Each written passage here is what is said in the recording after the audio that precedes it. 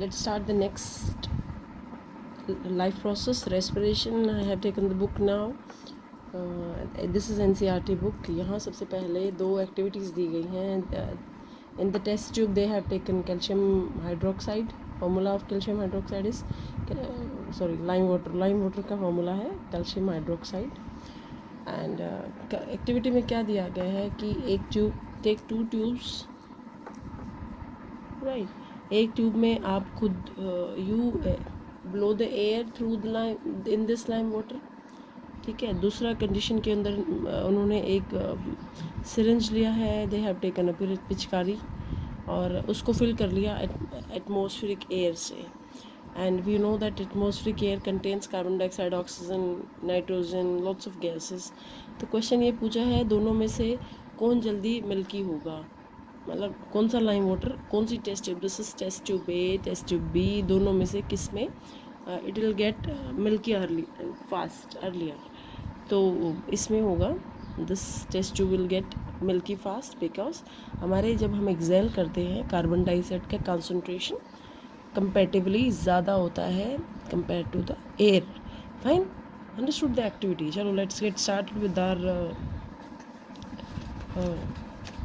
chapter. Yeah. What is respiration? The process of releasing energy from food is called respiration. Means जो हम food the food that we eat in the earlier life process we have discussed about the nutrition. What happened? The food is get digested, then get absorbed by small intestine. The ileum part, villi absorb the food and transport that food. मैंने villi का जब structure बताया था तो मैंने बोला था कि the food get transport to various part of the body through blood. Blood capillaries क्या करती हैं? They are your small intestine में, ileum में वो जो ये था villi से oxygen various parts of the body चला जाता है, वेरियस सेल्स के पास चला जाता है, राइट. तो वहाँ पे क्या करता है, ये एब्जॉर्ब्ड फॉर्म ऑफ फूड है जो हमने इलियम से एब्जॉर्ब कर लिया था, जाके एसिमुलेट हो गया अलग अलग सेल्स के पास.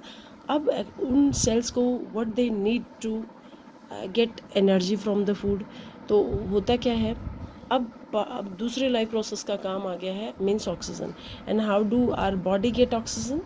Bye the respiratory system we are having. तो वो रेस्पिरेटरी सिस्टम के बारे में हम डिस्कस करेंगे. Oxygen and food, they combine in the cell. Where in the cell? In this, in every all the parts of a body, right? Organs made of tissue made up of cells, and the oxygen and that glucose means that just absorbed or digested food reach to that cell and goes inside the cytoplasm.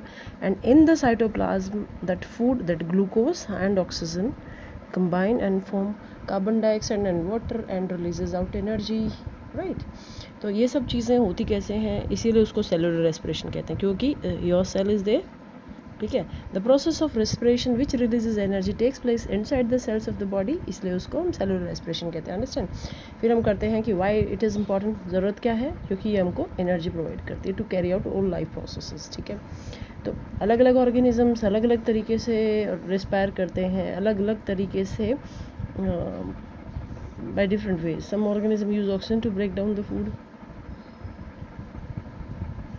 ठीक है. तो वो basically होता क्या है, अलग अलग organisms अलग अलग तरीके क्या हो सकते हैं. That can be skin, that can be gills. मतलब ये वो सब तरीके हैं जिससे ऑक्सीजन, ये various parts of the body हैं जिससे ऑक्सीजन अंदर आ सकती है. यहाँ भी in the case of gills, we all know gills are the flap like opening fishes में होती है. तो वो क्या करते हैं, माउथ से वाटर को फिल करते हैं और गिल्स के पास वो क्या करते हैं, उस ऑक्सीजन को बाहर निकालते हैं, उस वाटर को बाहर निकालते हैं गिल्स के थ्रू. वो करते क्या हैं,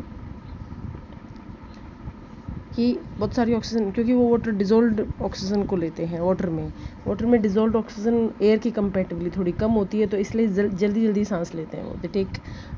दे breathe faster in case of marine aquatic animals. यदि हम एक्वाटिक एनिमल्स की बात करें, या दो टाइप्स के हैं, एक्वाटिक टेरेस्ट्रियल में ऑक्सीजन कहाँ से लेगा, हवा से, एयर से लेगा, right.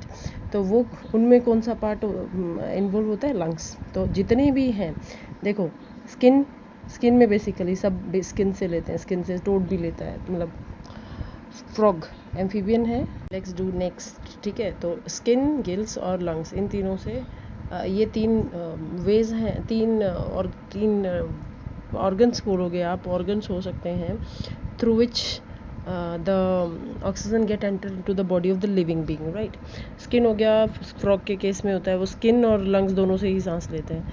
Gills, fishes, arthropoda, Mollusca, ये सब लोग के अंदर गिल्स होते हैं, गिल्सलेट्स होते हैं, ठीक है। ये सब मराइन, सब वो एक्वेटिक हैं, पानी में रहने वाले हैं, तो उनके अंदर गिल्स प्रेजेंट होते हैं, राइट। तो होता क्या है, in the cell glucose absorb food, oxygen की प्रेजेंस में ये 3 कार्बन कंपाउंड होता है, में 6 कार्बन कंपाउंड होता है, ये 3 कार्बन कंपाउंड में, मतलब दो पायरुवेट में चेंज होता है। This is 3 carbon compound. आपको इसके स्ट्रक्चर में नहीं जाना है, केवल मेमोराइज दिस नेम, ये बड़ा इंपॉर्टेंट नाम है, ठीक है। तो ये सब चीज़ें कहाँ हो रही है, ये हमारा सेल, देखो, अरे यस, ये हमारा cell, this is our cell. इस सेल के अंदर हमें पता है ये प्लाज्मा मेम्ब्रेन, ये पूरा साइटोप्लाज्म, दिस इज न्यूक्लियस। तो ये सब कुछ जो हो रहा है ना, ये ग्लूकोज ऑक्सीजन जो कंबाइन हो रहे हैं, यहाँ पहुँच गए, ग्लूकोज पहुँच गया और ऑक्सीजन पहुँच गया, ठीक है। अब ये क्या कर रहे हैं, इस ग्लूकोज को कन्वर्ट कर देते हैं 3 कार्बन कंपाउंड में, पायरुवेट के अंदर, ठीक है। ये सब साइटोप्लाज्म में हो रहा है, ये यहाँ हो रहा है। अब दूसरा, इससे आगे के जो प्रोसेस होंगे ना, वो एक बड़ी इंपॉर्टेंट हमारी सेल ऑर्गेनली है, उसका नाम है माइटोकॉन्ड्रिया। हमने उसको हमेशा mitochondria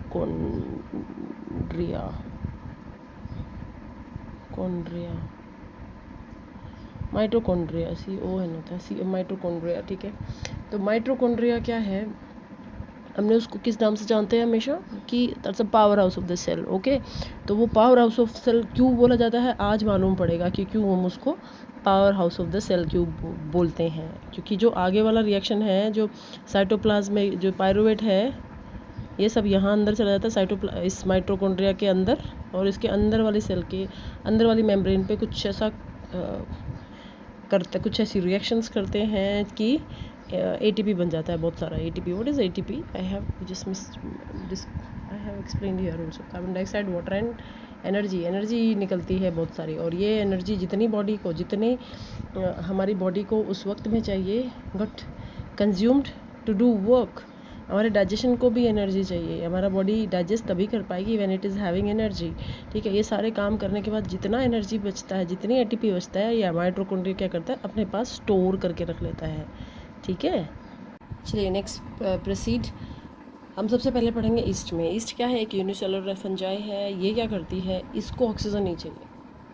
this yeast do not require any oxygen to do respiration. तो इस टाइप का रेस्पिरेशन जिसमें there is no need of any oxygen, वो रेस्पिरेशन कहलाती है एनारोबिक रेस्पिरेशन। इसका मतलब they release energy without oxygen, ठीक है। तो ये जो एनर्जी बनाता है विदाउट ऑक्सीजन बनाता है। तो it takes place in absence of oxygen, anaerobic respiration. This is called fermentation. इसको फर्मेंटेशन बोलते हैं। अभी हमने जो पीछे किया था ना, ये ग्लूकोज पायरुवेट में चेंज, इस केस में भी ईस्ट के सेल के अंदर भी क्या होता है, ग्लूकोज पहले पायरुवेट में चेंज होता है, कौन सा प्लेस पे होती है, साइटोप्लाज्म में, ओके। ग्लूकोज सेल के अंदर उसने क्या किया, the east is feeding on glucose. आप क्या करते हो, मम्मियाँ नहीं करती हैं, ईस्टिंग करती है, मतलब ऐड कर देती हैं, खमीर उठाना, दैट इज़ ऑल्सो फर्मेंटेशन का मतलब खमीर, ठीक है।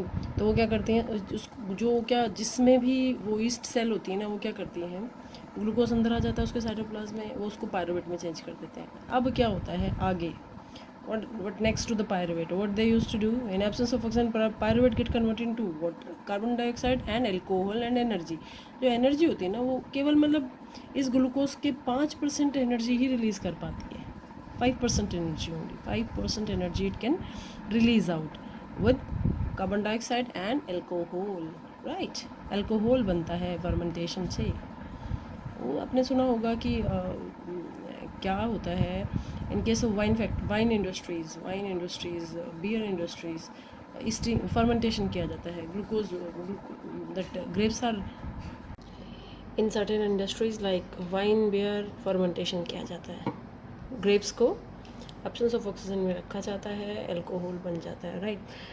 अब एरोब्स का will take discussion on aerobes. Aerobes means वो एनिमल्स जो ऑक्सीजन की प्रेजेंस के अंदर रेस्पायर करते हैं, बट इन सर्टेन कंडीशंस उनमें क्या होता है, एब्सेंस ऑफ ऑक्सीजन, या एब्सेंस ऑफ ऑक्सीजन नहीं कहेंगे, हम कहेंगे insufficient amount of oxygen, means as like we are running fast, after some time our heart is pumping oxygen, right, and cells are not getting that much of oxygen which is required to convert them totally into to convert the glucose 100% into energy. So that's called anaerobic respiration in limited supply of oxygen. मतलब यहाँ था absence, completely no oxygen.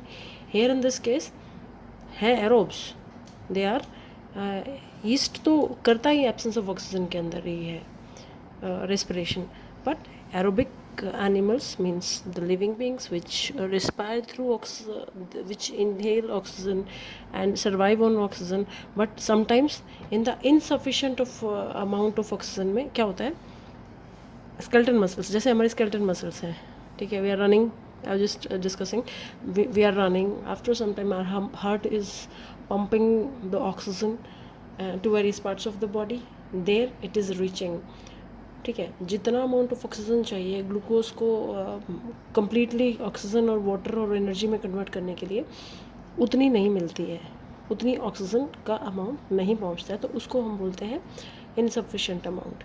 तो यहाँ भी क्या हुआ, glucose cytoplasm में पहले पायरुवेट में कन्वर्ट हुआ और फिर इनसफिशेंट ऑफ ऑक्सीजन के में वो क्या होता है, लैक्टिक एसिड में कन्वर्ट हो जाता है, and lactic acid and energy, right, the energy is there. यदि आप रनिंग करते रहोगे उसके बाद भी, या रनिंग को if we take another instance exercise, hard exercises that we do when we are taking stairs, when we are coming upstairs, so when we are running fast, so we feel lack of breathe, we need to stop ourselves and breathe high, so forcefully we breathe in, we inhale forcefully, so that's also our muscles, our leg muscles, when we are running they feel cramps. During exercise also we feel cramps is due to lactic acid, वो lactic acid है जो muscles के अंदर collect हो गया है, right, like that accumulation of lactic acid in muscle cause muscle fatigue और cramps बोला जाता है। muscle fatigue का मतलब क्या होता है, muscles थक गई हैं, muscles are fatigue, that's called muscles का थक जाने को muscle fatigue बोलते हैं। तो क्या हुआ, अब होता क्या है उस लैक्टिक एसिड का, जो लैक्टिक एसिड हमारे कहाँ बन गया है, in the skeleton muscles. Skeleton muscles कौन सी होती है, 3 मसल्स पढ़ी है हमने, smooth, skeleton and cardiac. Smooth muscles कौन सी हैं, जो इनवॉलेंट्री हैं, जो हमारे विल में in not in the will of the animal, right, कि मतलब आप चाहो कि आपकी इसोफेगस की जो अंदर की मसल्स हैं वो काम करना बंद कर दे, स्वेलोइंग करना बंद कर दे, तो दैट्स नॉट पॉसिबल। रैक्टम की मसल्स, तो they are all smooth muscles, ठीक है, जैसे स्टमक की है, इफ़ यू वांट कि वो रुक जाए वहीं खाना, तो it's not possible, they are called smooth muscles. Here यहाँ पे जो मसल्स होती हैं कौन सी, fine, the next what lactic acid, where it used to go, lactic acid बना कहाँ, स्केलेटन मसल में, राइट, फिर ब्लड के थ्रू चला जाता है लिवर के पास, लिवर में वो again it got oxidize aerobically, और या फिर कन्वर्ट हो जाता है ग्लाइकोजन में, राइट, ये फेट होता है, fate of means what further will happen with that lactic acid which has been produced in the skeleton muscles. Skeleton muscle क्या हुआ, क्या हमने क्या किया, स्केलेटन मसल प्रेजेंट होती है, हम में प्रेजेंट होती है, all living beings are having skeleton muscle, जिसका एक स्ट्रक्चर है। तो क्या हुआ, absence of insufficient of oxygen से ही सर्वाइव करते हैं, they are surviving with oxygen, but insufficient amount of oxygen के अंदर लैक्टिक एसिड में कन्वर्ट हो जाता है, लिवर में जाता है, और ये second. The third one is all about aerobic respiration. Aerobic respiration का मतलब है कंप्लीटली किस तरह से हमें एनर्जी मिलती है, the food that we are eating getting digested then reaching to the various cells where the further oxidation of food takes place। अब ऑक्सीडेशन ऑफ फूड वही हुआ, हमारी सेल के पास पहुंच गया है फूड, और दूसरी चीज़ क्या पहुंच गई है, oxygen, right. It goes inside the cytoplasm, यहाँ गया साइटोप्लाज्म में, got converted into pyruvate, we all know that, 6 carbon से 3 कार्बन, फिर माइटोकॉन्ड्रिया के अंदर एंटर किया, कौन, पायरुवेट एंटर किया in presence of oxygen, it totally get converted into carbon dioxide, broken down into this pyruvate, 3 carbon का break down हो जाता है कार्बन डाइऑक्साइड, वाटर और एम्पल बहुत सारा अमाउंट ऑफ एनर्जी के अंदर, और वो एनर्जी किस रूप में स्टोर होती है, एटीपी के रूप में, and this all is taking place inside the which organelle, mitochondria. Mitochondria हमें सबको पता है इस तरह का कुछ स्ट्रक्चर होता है क्या, ऑर्गेनली है, इसको हम पार ऑफ द सेल भी बोलते हैं। अंदर वाला जो एक तो बाहर ऐसा सोप के शेप जैसा ऑर्गेनली है हमारे बॉडी में, इनर मेम्ब्रेन के अंदर, ये आउटर मेम्ब्रेन, ये इनर मेम्ब्रेन थोड़ी फोल्डेड होती है, ये अंदर वाली, यहाँ अंदर चला जाता है पायरुवेट और get converted into carbon dioxide, water and ample amount of energy. एक ATP molecule 30 kilojoule per mole energy release करता है, ठीक है। तो यहाँ हम एरोबिक रेस्पिरेशन की बात करें तो कहते हैं कि एरोबिक रेस्पिरेशन क्या है,